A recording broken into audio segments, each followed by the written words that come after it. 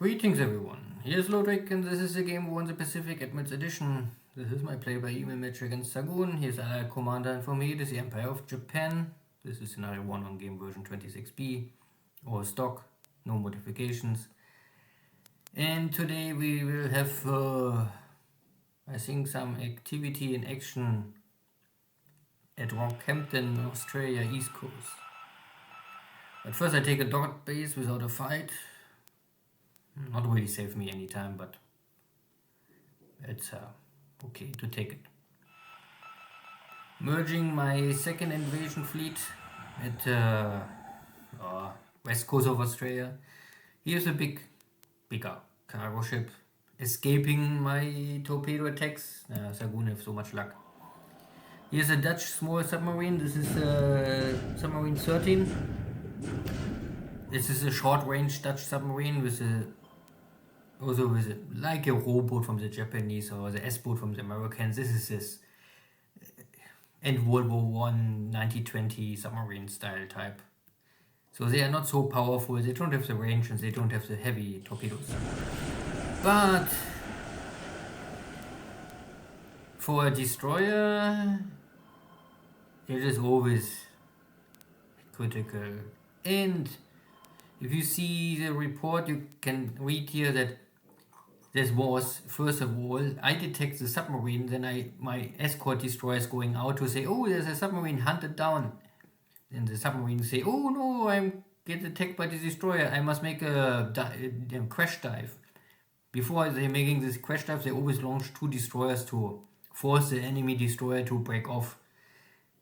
And there's a chance to hit with this kind of destroyers, these torpedoes, I think only 1%. Yeah, of course, the 1% hit. So,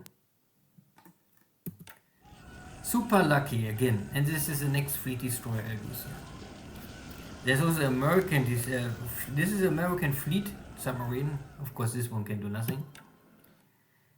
But this is in short time the second 7-point fleet destroyer first class I lose, and this is now merely the limit of my production capacity Japan has. I mean, I can only produce 1 destroyer per month, and so I lost now already capacity for March and February. So if this will not stop soon, I will run out of destroyers. The problem is that half of my destroyers I start the war are really second-class destroyers and not ready for fleet operations. So if you count all the destroyers, you can have destroyers, but you must really hard split between fleet destroyers and escort destroyers. At least I do this. At the end, I get a little payback. I can find here also, this is a Russell, I think is an American fleet destroyer.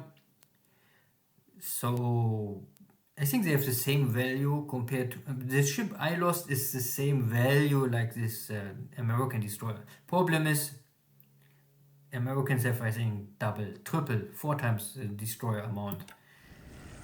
So kill 1-to-1 is not in my favor, but it's at least something. And this was nothing.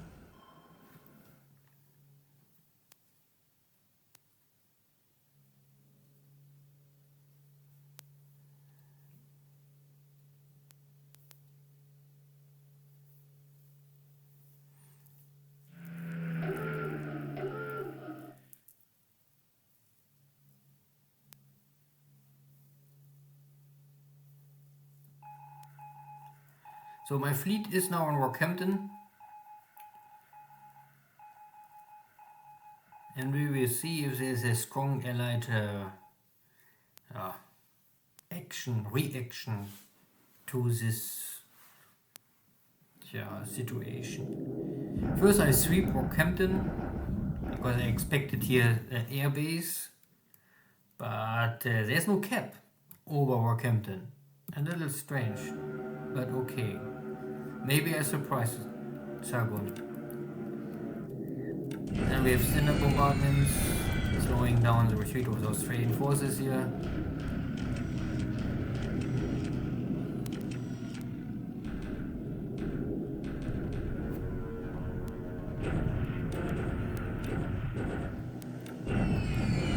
some bombs on the Dutch.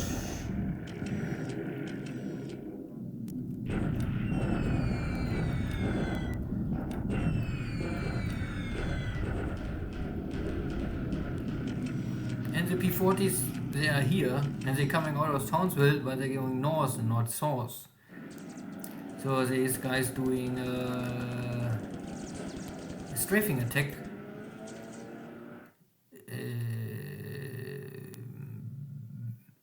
Yeah. But they're only using strafing and they cannot hit a slow patrol boat.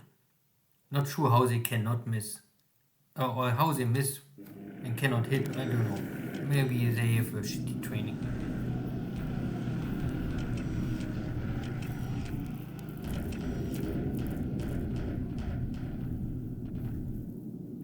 This was already the morning. And I set my carrier force to support the Rockhampton operation at Navy attack and secondary airstrike attack. It means in the morning there will be always an attempt to attack a fleet, and the airfield attack can only happen in the afternoon if the weather is okay. So this is now the outcome. All my bombers going for airfield attack.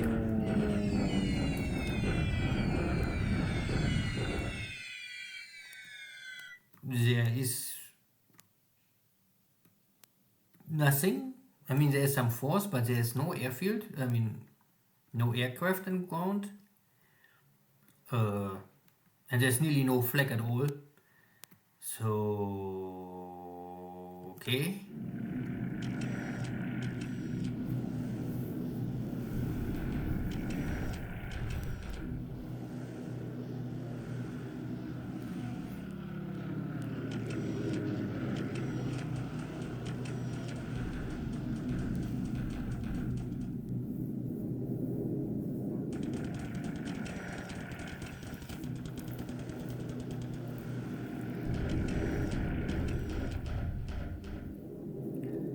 So the P-40s are back, attacking again, strafing, and this time they also have bombs, and one bomb at least. Now, okay, there's a second bomb hit. At the end, 7 bomb hits on a patrol boat. So, not 100% sure why in the morning they had only heavy machine guns but no bombs. Maybe it was, I don't suppose it was ease. Naja. Strafing again. And here you can see it's only strafing, so they don't have bombs. And I think this will simply not really create much damage.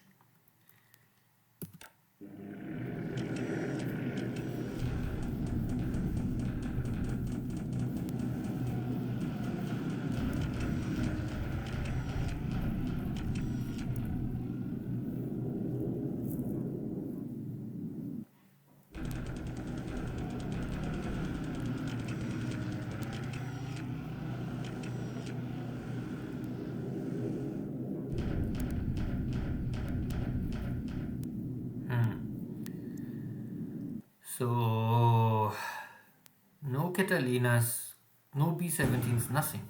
Oh! Oh, what is this? There's a big AP. But, yeah. There's an AP. Not a, this is Bora Bora. My submarine attack with the torpedoes, but somehow I miss, and then I make a little shell attack, but I'm running out of shells and I don't use more torpedoes. And this is a loaded AP. Very strange. And super lucky for Xargun again. So this turn looks like a super in favor for the Allies. What I can do. At least now my bombardment happened. And in this case, I changed it to at Darwin. I more or less set everything for pre-invasion support.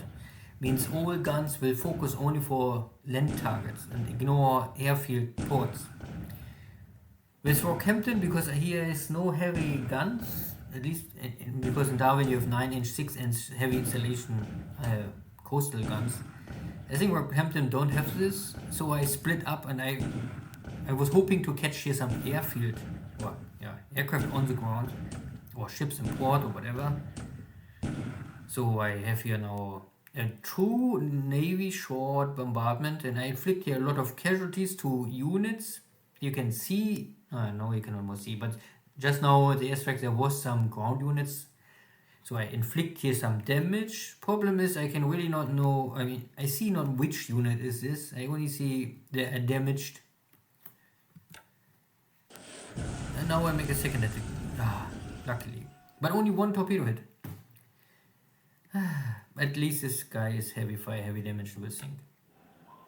But no sinking sound. Second attack at Tahiti.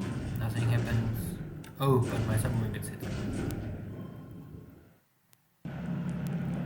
So now we have the invasion. This is now not the pre-invasion attack on bombardment. Or maybe we skip this and now we make direct. Yeah, and this is the game rules. The Navy bombardment comes first, so I hit the guys on the ground, the Australian guys. Then is movement. And after movement you have an attack, ground attack. And I don't know, I think before ground attack you have this amphibious assault. So my guys coming now in Rockhampton on shore, but the Australian guys already moved out at the same moment. This is why there's no counter battery fire. If there's no land unit, I cannot shell them, and because pre-invasion attack is only against land units, there's no shelling. But this also means that Rockhampton is empty. Tja. And all this together, I would guess that maybe maybe Xargun expected or foresaw this kind of action, and he more or less moved out everything out of Rockhampton, his air force and infantry and all equipment, so that he will not suffer this kind of bombardments and casualties. At least this is now my belief, how it plays out. These are these two New Zealand units getting both destroyed finally. Bombardments, high mountains. Bombardments here. And I catch the Chinese Mongolian army, and this is now the end. Yeah. So the Chinese Mongolian army is now finally destroyed. But this Chinese unit is still on the map. I also attacked this second war area. Chinese army again. And they all retreating. In the retreating southeast. So more guys trying to run later to the east. But I guess there's not more much inside. One unit destroyed, 5 are retreating. And now I have already backup forces there. So I think I can let other guys handle this. My tanks trying to take Sebang, but again I can inflict casualties, but no victory. Yeah, similar situation, destroy the fort. Casualties are 1-to-1. What is, I think in the end, in my favor, because I have better raw attack value points. And the fort is destroyed, so the Dutch are weaker than before. There's also an attempt to break my siege line here. I control all the street, and the Chinese are trapped in the mountains. Of course they cannot break through. And I try also to take here the Palmerston North Junction, rail junction. This is important because the rails are here meeting each other. So taking this base allow me to get my disabled, damaged airplanes from Gisborne back to Auckland. Good. And the Dutch, New Zealand guys are defeated again. So overall, I would say very lucky for Xargun that he sunk again one of my fleet destroyers. That is really painful. But I can also turn this around and say, for my operation in New Zealand, I lost so far only one fleet destroyer. What is, I think, okay and fully acceptable. And for the landing in Rockhampton, I also lost only one fleet destroyer and there was no real immediately counterattack. So you can always try to find the better uh, outcome, interpretation, what is better for your mood maybe. And never see only the negatives and not only see the positives, always see the realistic outcome. So I get a one flak kill and some smaller other stuff. The flag kill pilot is the dead pilot, but it's army pilot, easily to replace. Again, I lost this fleet destroyer. Again, this is the same type I lost in New Zealand. The smallest first class fleet destroyer. A good ship, but and a patrol boat. I mean, patrol boats, I don't care at all. They are here to give me feedback information, and if they are dying, then they're dying. And there was no sinking sound, so this big AP is heavily damaged and on fire, and it will, I mean, it's very likely that the AP will sink maybe tomorrow or the day after tomorrow, but I'm not sure if the troops will go off the ship in time. So would be better to sink it today when I cannot change. In China, finally the Mongolian army is defeated, so I have now free. I mean, I must go and take this dot base, then I can bring in this Mongolian army to help in Lenchao. I mean, this is I think I will maybe arrive at the dot base and then attack again, so maybe I don't need this army group, but we will see. I was able to destroy here or defeat the Chinese army, but they're still blocking my road, so I must get rid of them. The Chinese tried to attack here. This was this attack against my tanks, but I blocked them. So there's a new approach to maybe cross here, but here I have a Chinese block force, but I'm already on the way because I saw that Xargun is moving in this direction. So my idea was to bring this guy into this hex. Then I have enough attack. I think this is enough attack power to stop all Chinese attempt to break through. A weak point would be still here, but it's still the strongest Chinese police force I have here nearby. And the leader is not bad with length of 40. That is okay. But the problem is this is clear terrain. But again, I think it's enough first. Nothing more here. So China was a success, but there's always more to do. Burma, no activity. My invasion fleet is forming up. I was a little slow. Somehow I missed the hex. Normally I asked him to come over to this hex today. Sometimes you have this, so you can never make sure that all movement is exactly coming you hope for.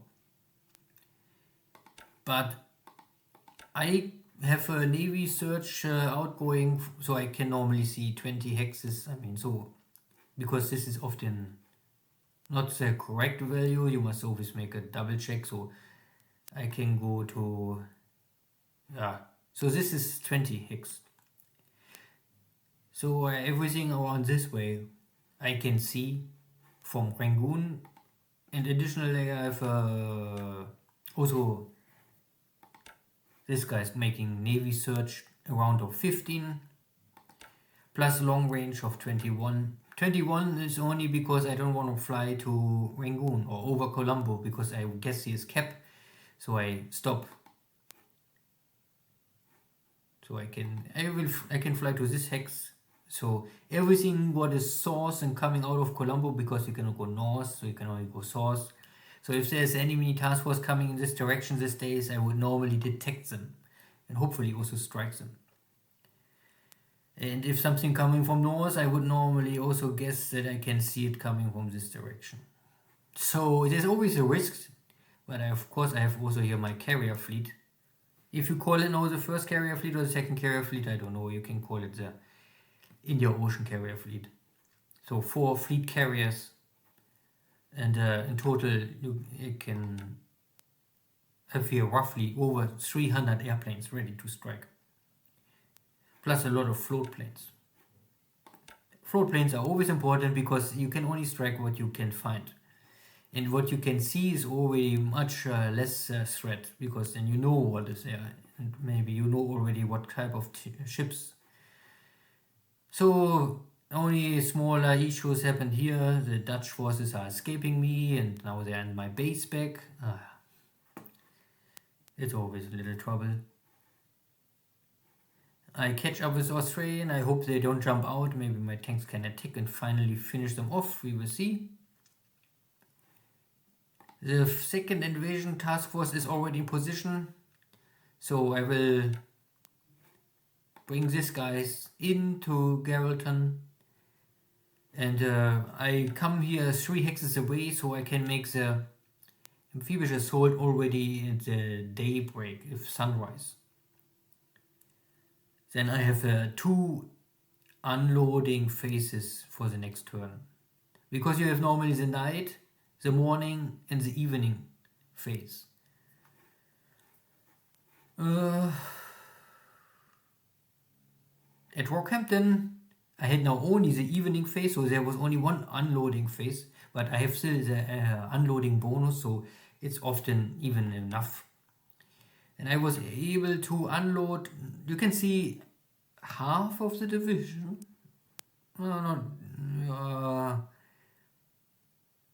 Not completely half, maybe 40% of the division, but a lot of other equipment. And you cannot really make a decision what you want to unload first. But there's still equipment left, but only from the division. So I need 1 more day to unload all of this plus the supplies. So I talk about the Rockhampton. The strategic overall goal was land in Rockhampton, take the base and secure a foothold. That is done. If I'm lucky, the base will flip and I don't even must fight for the base, and then I can more or less, because if I flip the base at the beginning of the turn, I will unload without casualties because it's my own base. If I don't flip the base, I must take the base. Then I still have unloading against enemy base. Then you have this casualties of 1%, 2% of your troops.